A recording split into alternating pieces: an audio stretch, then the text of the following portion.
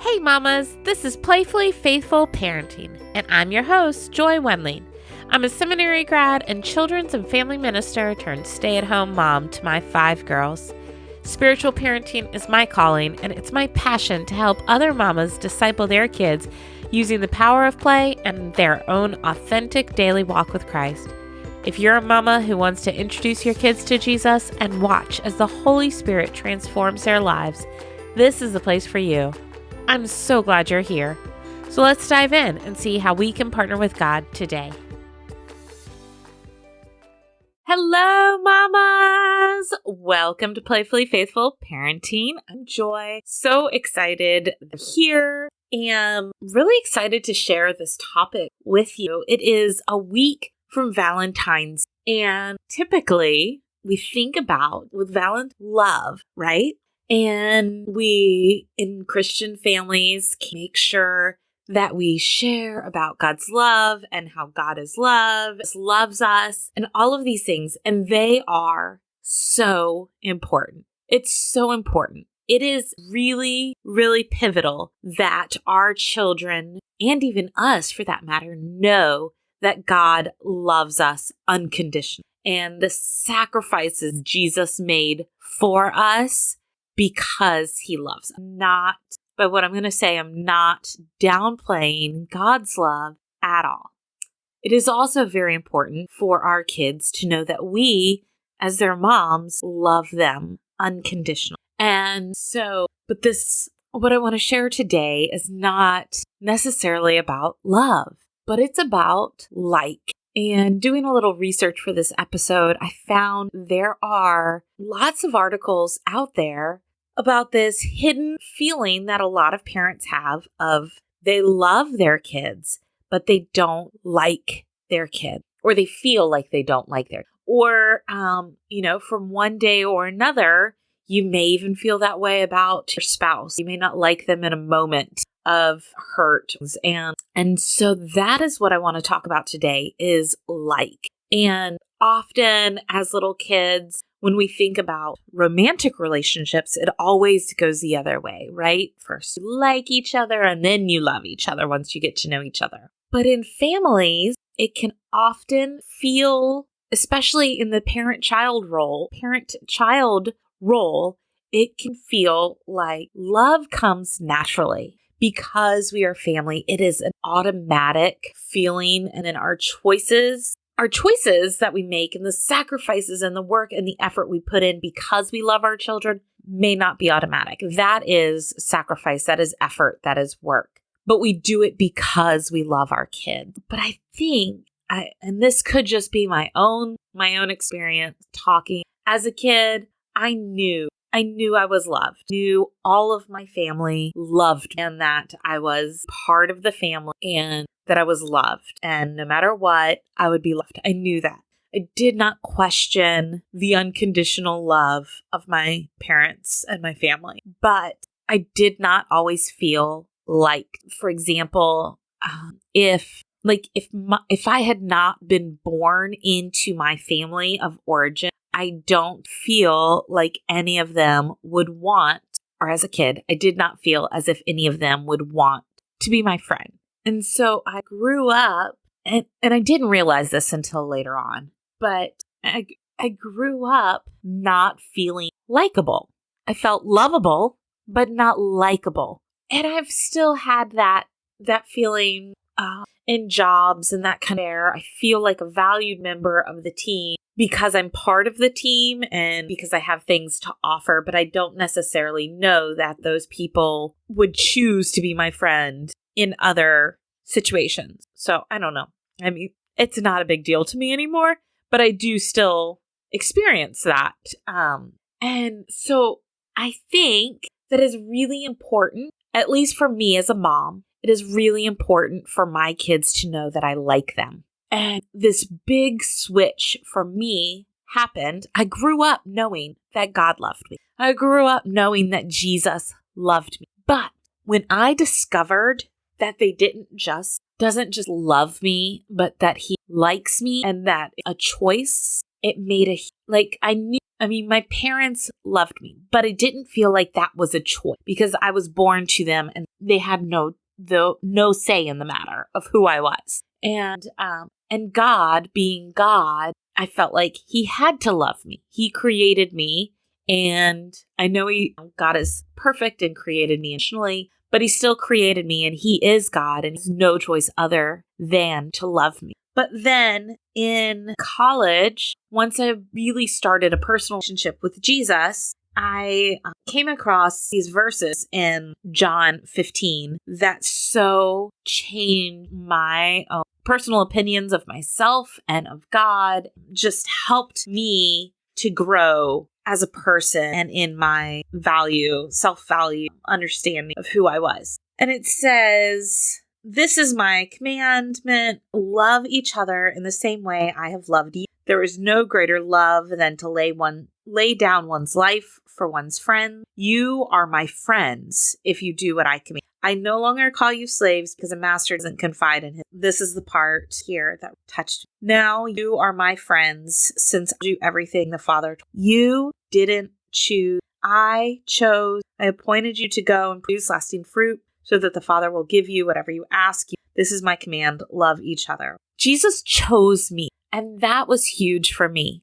I had felt accepted, maybe I put up with almost, again, loved by force outside of a choice. And so know that Jesus calls me friend. Family is, we all have to talk about now, like within the church or within groups of close friends that we choose our family, and we call them close friends, family now, however it is. But for me, grew up having family. Family wasn't something uncommon. It wasn't something that I had this hole for. It was true, meaningful friendships. I moved schools around a lot as a kid. And then just in my family, never really feeling like I fit into my family. And so for Jesus to say he calls me a friend and he chose me was huge. So that is something that to me is really important that I pass on to my kids, is that not only are they loved, they are liked by choice. Jesus chooses them. He wants to be their friend, likes them because he chooses. And that to me has so much power. And a really beautiful thing. I want my kids to experience being liked, being friends, or as my kids say, buddies, best buddies. And they go around when they're fighting with each other. You're my sister, but you're not my buddy. And then we work through that and whatever, we don't let it just sit there. But that's expressing that feeling that I've had of family is not something that comes and goes, something that is by choice. It is family, you're stuck with it. And there is this element of safety in that. And I'm not devaluing family, that love of a family, or that love that God has for us and us being in God's family and adopted into, because that is a beautiful, amazing thing that I'm so grateful. But I also so grateful that we are chosen as well. And so I want my kids to know that even if they weren't my kids, that I would enjoy them, that I like them, that I delight in, that who they are as people is someone that I want to be around, not because I have to, but because I choose to. And so I think play is one of these awesome things that can help us express this light to our kids. And I will often say we say I love you a ton, and they know that they are loved no matter what, mess up, that I love them. And, but sometimes I'll say to them, do you know mommy likes you? You're one of mommy's buddies. I really like you. I think is one of the best that we can express that. We can invite our kids to come and join us in our own play.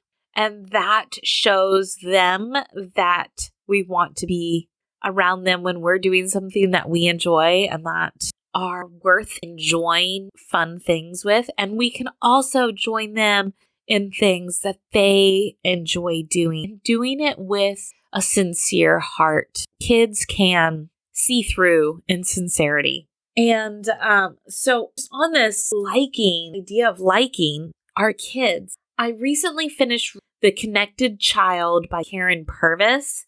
It is a book written for adoptive families or families who have been through trauma.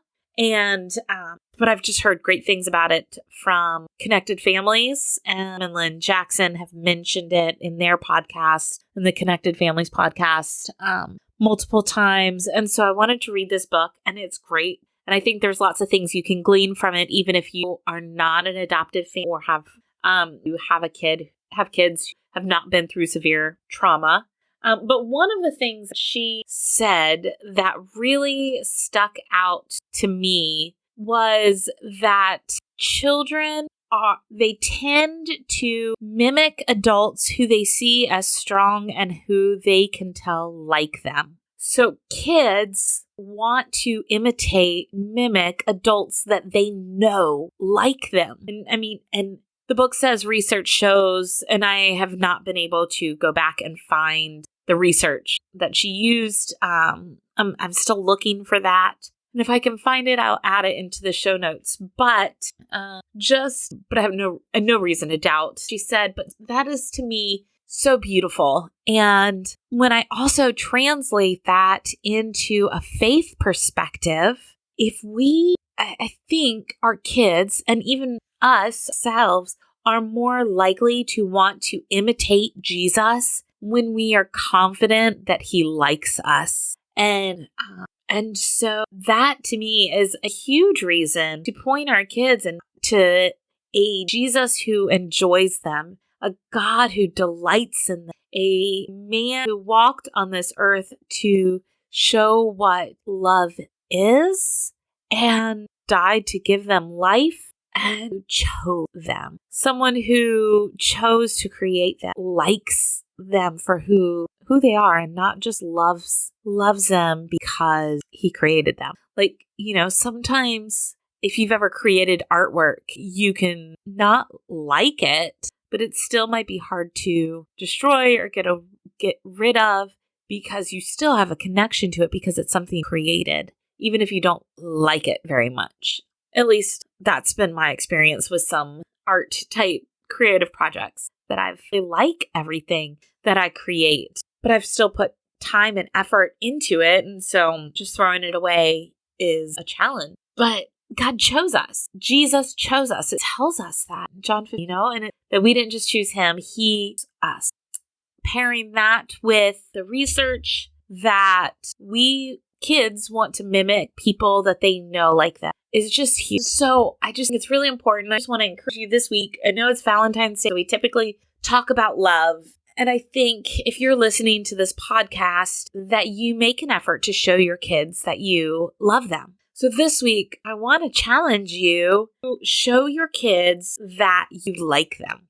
And you can go about this in a million ways. And I talked about playing with your kids as one of the ways. But today I'm going to try to introduce a new part of the show where when you play, you take turns. So this is going to be called Your Turn. And this weighs for what I've talked about today and play with it on your own at home with your own kids and your own faith. So I'm going to give you 3 tips of things to try this week. Some of them are for you and your faith, and then some of them are for your kids and your relationship with and their relationship. So the first one for you, Mama, I want you to spend some time thinking, maybe journaling, just praying through and reflecting, meditating. Why does Jesus like you? He does. We know that. He is your friend. He calls you friend. He chose you. But why? Why does he like you? Next, for your kids and in your heart, for your kids and spending time playing with your kids I want you to write down 3 to 5 things you like about your kids. Or this could be a conversation you have with your spouse. I know sometimes for me, when it has been a particularly rough day or rough week with our kids, I like to have this conversation with my husband just to remind us that we do like our kids. We do delight in our kids, and it can be a good thing to bring us back. So that's number 2. Write down 3 to 5 things you like about your kids. And number 3, come up with a secret handshake with each of your kids. Different, and do it together, and just do something fun and silly, playful, that engages them in a moment that is special with them, that is not required. And it is something that shows them that you like them and you want to have these special moments with them and you want to play with them and be connected and bond with them. So write down, why does Jesus like you? Number 2, or think about that one. Number 2, write down 3 to 5 things you like about each of your children. And number 3, make a secret handshake with your kids. Each one different. And bonus points if you want to do that with your spouse. And that could be. So, moms, go and play this week. Enjoy it. Like your kids. And, on behalf of God, thank you for loving and playing with your kids. Have a great week. Bye. In this episode, we talked about liking our children. And it can be so hard to like our children when their behavior feels really unlikable. But if you would like to learn some tools to help you like your kids, even when their behavior is not likable, I would love to come alongside you and share the Connected Families Framework with you. The Connected Families Framework is built on 4 messages that we have the amazing opportunity to share with our kids. First, child, you are safe with me. Then, you are loved no matter what. You are called and capable. And finally, child, you are responsible for your actions. We get to come alongside our kids and guide them in wisdom and skills while always showing them that we love them, enjoy them, delight in them, and like them. If you would like some help, it's not calling defeat. It is saying, I'm ready to do even better. I would love to come alongside of you. Please send me an email at joy@createdtoplay.com or check out the link in the show notes for parent coaching. Can't wait to talk to you. Well, mamas, that's it for today. Thanks for joining me on Playfully Faithful Parenting. I'd love to keep the conversation going over on the socials. You can find me on Instagram, Facebook, and Twitter. If you felt encouraged or equipped by today's show, do me a favor and leave a review. I can't wait to hear your story. Till next week, keep playing and pointing those littles to Christ.